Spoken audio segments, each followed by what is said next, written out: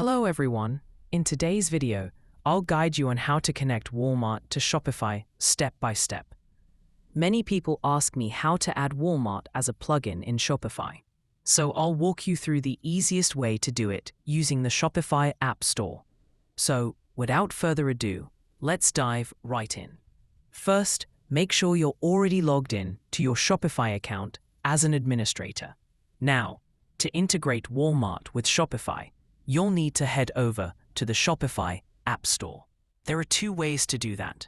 You can either search directly for Walmart in the Shopify search bar, or you can click on Apps, Sales Channels, Shopify App Store. Now, here's the important part. Shopify doesn't have a native Walmart integration, but you can still do it using third-party apps.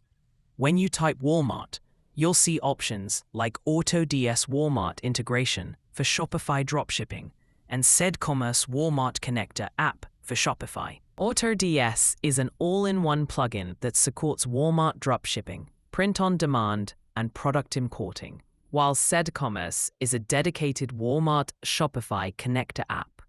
For this tutorial, I'll go with ecommerce.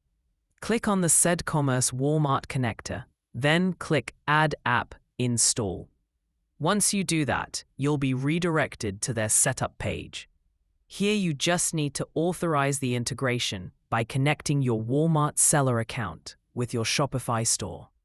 Simply add your Walmart account details, hit connect, and you're done. And that's it. You've successfully learned how to integrate Walmart with Shopify.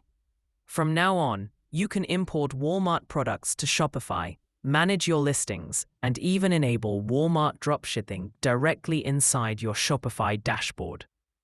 Hopefully this video helped you out. If it did, don't forget to drop a comment below.